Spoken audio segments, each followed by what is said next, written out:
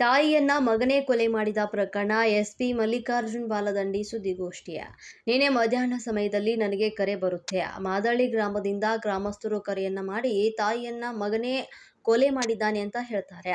ಮಾಹಿತಿ ಬಂದ ಕೂಡಲೇ ನಾವು ಘಟನೆಗೆ ಸಂಬಂಧಪಟ್ಟಂತೆ ಮಾಹಿತಿಯನ್ನ ಪಡೆಯುತ್ತೇವೆ. ಗ್ರಾಮಕ್ಕೆ ಹೋಗಿ ಸ್ಥಳೀಯರನ್ನ ಕೇಳಿದಾಗ ಯಾರು ಕೂಡ ಮಾಹಿತಿಯನ್ನ ಕೊಡುವುದಿಲ್ಲ. ಸುಧಾ ವಾಸವಿದ್ದ ಮನೆ ಬಳಿ ಘಟನೆಯಾಗಿದ್ದು ಅಂತ ತಿಳಿದು ಬಂದಿದ್ದು, ಮನೆಯ ಬಳಿ ಹೋದಾಗ ಅಲ್ಲಿ ರಕ್ತ ಕಂಡು ಬಂದು ಸುಧಾಳ ಮೇಲೆ ಹಲ್ಲೆಯಾಗಿ ಡೆತ್ ಆಗಿದ್ದು ನಮಗೆ ತಿಳಿದು ಬರುತ್ತದೆ. ಸರಿಯಾಗಿ ಇನ್ವೆಸ್ಟಿಗೇಷನ್ ಮಾಡಿದಾಗ ನಮಗೆ ಮಾಹಿತಿ ಸಿಕ್ಕಿದ್ದು, 3 ತಿಂಗಳ ಹಿಂದೆ ಮೈಸೂರಿನಲ್ಲಿ ಸುಧಾ ಯಾರೋ ವ್ಯಕ್ತಿಯ ಜೊತೆಗೆ ಬೈಕ್ನಲ್ಲಿ ಹೋಗ್ತಾ ಇರೋದು ಕಂಡು ಬಂದಿರ್ತದೆ.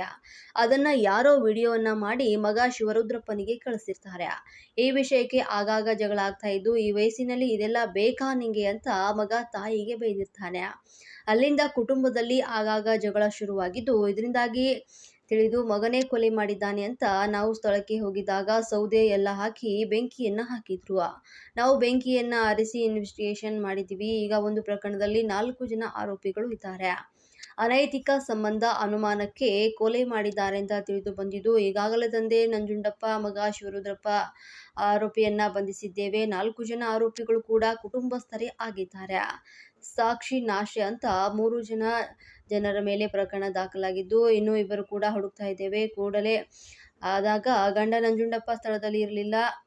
ನಂತರ ಅವನಿಗೆ ಗೊತ್ತಾಗುತ್ತೆ. ಆಸ್ಪತ್ರೆಗೆ ಕರೆದುಕೊಂಡು ಹೋಗುವಾಗ ಸಾವನ್ನಪ್ಪಿದ್ದಾರೆ. ಯಾರಿಗೂ ತಿಳಿದಬಾರದು ಅಂತ ತೋಟಕ್ಕೆ ತೆಗೆದುಕೊಂಡು ಹೋಗಿ ಸುಟ್ಟು ಹಾಕಿದ್ದಾರೆ. ಪ್ರಮುಖ ಆರೋಪಿ ಮಗನೇ ಆಗಿದ್ದು ಆತನನ್ನ ಬಂಧಿಸಲಾಗಿದೆ ಅಂತ ಎಸ್ಪಿ ಮಲ್ಲಿಕಾರ್ಜುನ್ ಬಾಲದಂಡಿ ಅವರು ಹೇಳಿಕೆಯನ್ನ ನೀಡಿದ್ದಾರೆ. ನಿನ್ನೆ ಮಧ್ಯಾಹ್ನ ಸಮಯದಲ್ಲಿ ನನ್ನ ಮೊಬೈಲಿಗೆ ಒಂದು ಕರೆ ಬರ್ತದೆ.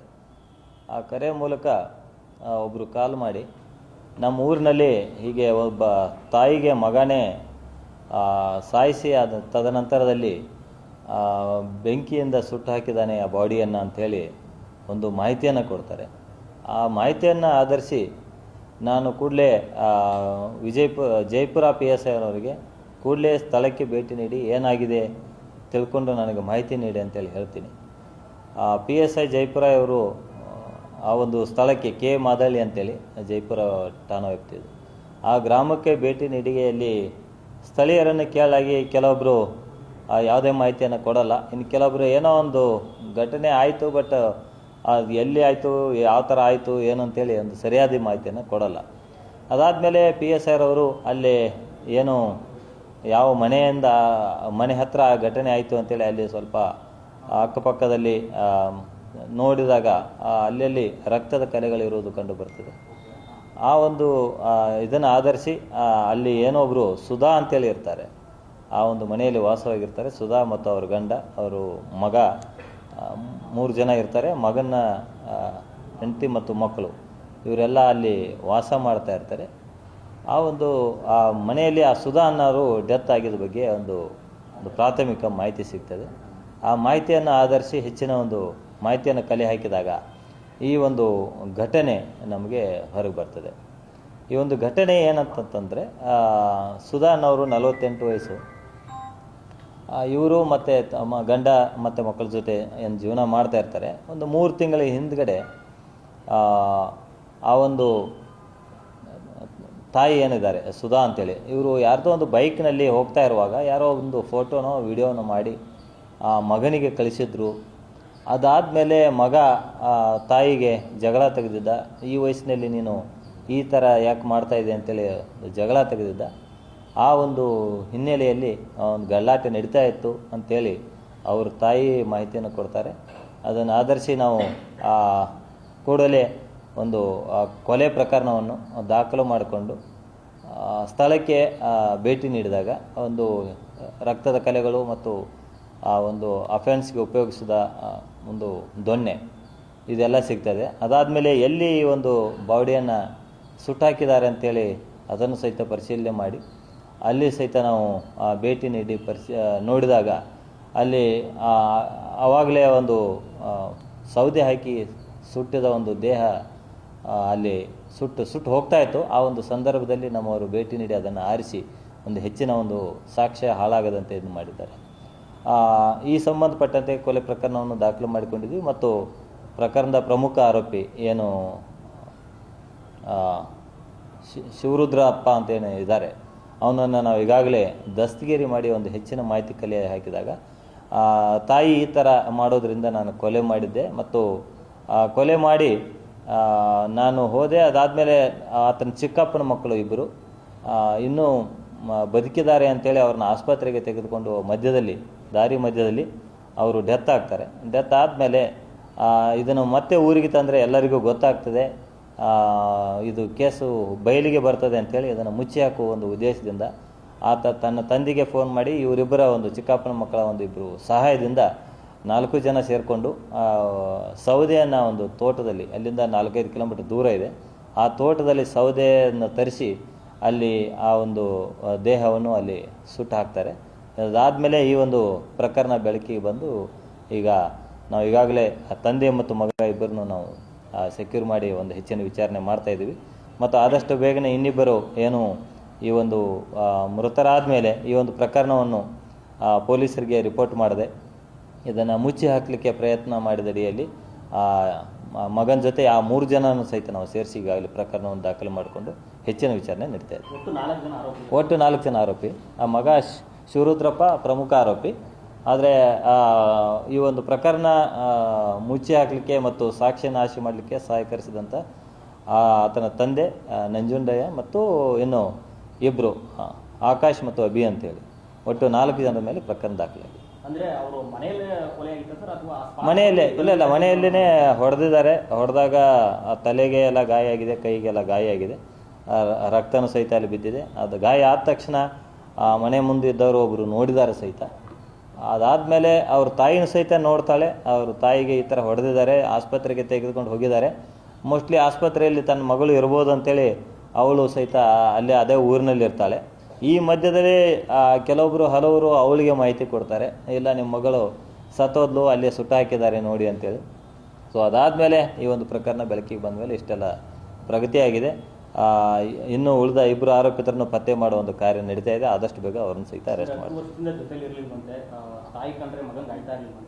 ಇಲ್ಲ, ಅದು ಜಗಳ ಇದ್ದದ್ದು ನಿಜ. ಸುಮಾರು ವರ್ಷಗಳಿಂದ ಇವ್ರ ಮಧ್ಯೆ ಜಗಳ ಇತ್ತು, ಅದು ಇದ್ದದ್ದು ನಿಜ.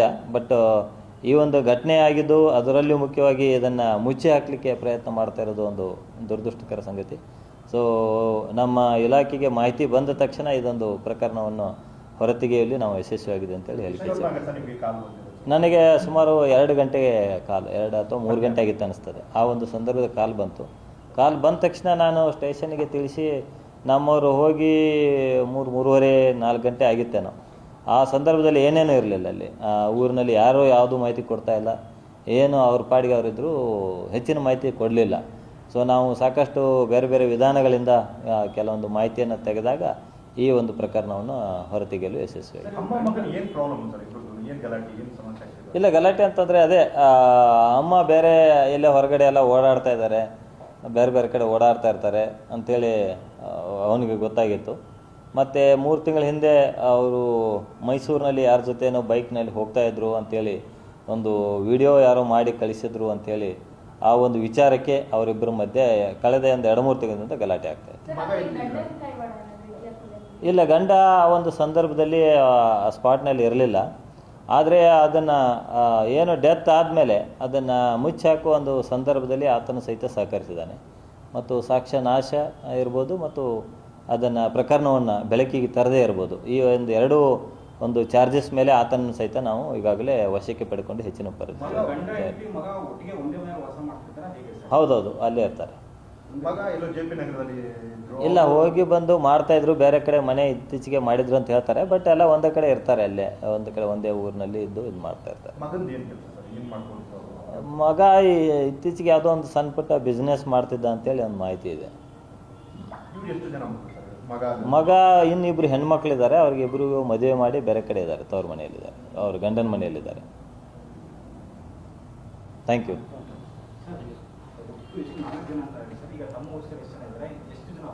ಇಬ್ಬರಿದ್ದಾರೆ, ನಮ್ಮ ವಶದಲ್ಲಿ ಇಬ್ಬರಿದ್ದಾರೆ. ಇನ್ನಿಬ್ಬರು ಅರೆಸ್ಟ್ ಮಾಡುವ ಒಂದು ಪ್ರಕ್ರಿಯೆ ನಡೀತಾ ಇದೆ. ತಂದೆ ಮಗ ಇಬ್ಬರು ಪ್ರಮುಖ ಆರೋಪಿತರಿದ್ದಾರೆ. ಇನ್ನಿಬ್ಬರು ಆಸ್ಪತ್ರೆ ತೆಗೆದುಕೊಂಡು ಹೋಗ್ತಾ ಇದ್ರು, ದಾರಿ ಮಧ್ಯದಲ್ಲಿ ಡೆತ್ ಆಗ್ತದೆ. ಡೆತ್ ಆದಮೇಲೆ ಮಗನಿಗೆ ತಿಳಿಸಿದ ಮೇಲೆ ಇಲ್ಲ ತೋಟಕ್ಕೆ ಹೋಗೋಣ, ಅಲ್ಲೇ ಇದನ್ನು ಸುಟ್ಟಾಕೋಣ ಅಂತೇಳಿ ಹೇಳಿದ ಮೇಲೆ ಅವರಿಬ್ಬರು ಅದೇ ಬಾಡಿಯನ್ನು ಹಾಗೆ ತೆಗೆದುಕೊಂಡು ಹೋಗ್ತಾರೆ. ಸೊ ಆ ಒಂದು ಇದರಲ್ಲಿ ಅವರು ಸಹಿತ ಈ ಒಂದು ಸಾಕ್ಷ್ಯ ನಾಶಕ್ಕೆ ಮತ್ತು ಪ್ರಕರಣ ಮುಚ್ಚಿ ಹಾಕಲಿಕ್ಕೆ ಪ್ರಯತ್ನ ಮಾಡಿದ್ದಾರೆ ಅಂತ ಹೇಳಿ ಅವರನ್ನು ಸಹಿತ ನಾವು ಹೌದೌದು 4 ಜನ ಹೌದೌದು ಚಿಕ್ಕಪ್ಪ ದೊಡ್ಡಪ್ಪನ ಮಕ್ಕಳು ಆ ಥರ ಇದ್ದಾರೆ ಸಂಬಂಧಿಕರು. ಸರ್ ಈಗ ಮನೆ ಒಳಗಡೆನಾ ಇಲ್ಲ ಹೊರಗಡೆನಾ ಏನು ಮಾಡ್ತಿದ್ರು ಸರ್ ಆ ಟೈಮಲ್ಲಿ? ಮನೆ ಪಕ್ಕದಲ್ಲಿ ಒಂದು ಖಾಲಿ ಜಾಗ ಇದೆ, ಅಲ್ಲಿ ಸಣ್ಣ ಪುಟ್ಟ ಇದನ್ನು ಕಿಚನ್ ಗಾರ್ಡನ್ ಥರ ಇದೆ. ಸೊ ಆ ಒಂದು ಗಾರ್ಡನ್ದಲ್ಲಿ ಕಳೆ ತೆಗಿತಾ ಇದ್ರು ಅಂತೇಳಿ ಅಲ್ಲಿ ತೆಗಿತಾ ಇರುವಾಗನೇ ಏಕಾಏಕಿ ಬಂದು ದೊಣ್ಣೆಯಿಂದ ಆಕೆ ಹಣೆಗೆ ಮತ್ತು ಬೇರೆ ಬೇರೆ ಕಡೆ ಹಲ್ಲೆ ಮಾಡಿದ್ದಾನೆ. ಆ ಒಂದು ಸಂದರ್ಭದಲ್ಲಿ ಆಕೆಗೆ ಗಾಯ ಆಗಿ ಅಲ್ಲೇ ಕುಸಿದು ಬಿದ್ದಿದೆ. 5 ರಿಂದ 6 ಕಿಲೋಮೀಟರ್ ಇದೆ. ಅದೇ ಕಾರ್ನಲ್ಲಿ ತಗೊಂಡು ಹೋಗ್ತಾರೆ. ಯಾವೊಂದು ಕಾರದಲ್ಲಿ ಬಾಡಿ ಇದಾಗಿತ್ತು ಅದೇ ಕಾರ್ನಿಂದ ಹಾಗೆ ಇಲ್ಲ, ಅದೇ ಈಗ ಆಸ್ಪತ್ರೆಗೆ ಅಂತೇಳಿ ತೊಗೊಂಡು ಹೋಗ್ತಾ ಇರ್ತಾರೆ, ದಾರಿ ಮಧ್ಯೆಯಲ್ಲಿ ಡೆತ್ ಆಗ್ತದೆ. ಡೆತ್ ಆದಮೇಲೆ ಹಾಗೆ ಅದನ್ನು ಆ ಬಾಡಿಯನ್ನು ತೆಗೆದುಕೊಂಡು ತೋಟಕ್ಕೆ ಹೋಗ್ತಾರೆ ನೇರವಾಗಿ. ಸೊ ಅಲ್ಲಿ ಗಂಡ ಹೆಂಡತಿ ಚೆನ್ನಾಗಿದ್ರು, ಬಟ್ ಅವ್ರ ಮಧ್ಯನೂ ಅಷ್ಟೊಂದು ಚೆನ್ನಾಗಿರಲಿಲ್ಲ, ಅಂದರೆ ಜಗಳ ಆಗ್ತಾ ಇತ್ತು. ಸೊ ಆ ಥರದ್ದು ವಾತಾವರಣ ಇತ್ತು. ಇಲ್ಲ ಅದ್ರ ಬಗ್ಗೆ ನಾನು ಹೆಚ್ಚು ಮಾಡ್ತೀನಿ. Thank you. ಹಾಂ, ಮದುವೆಯಾಗಿ 2 ಮಕ್ಕಳಿದ್ದಾರೆ. 32 ವರ್ಷ. ತಂದೆ ನಂಜುಂಡಯ್ಯನ ನಂಜುಂಡಪ್ಪ ಆ ಥರ ಇದೆ.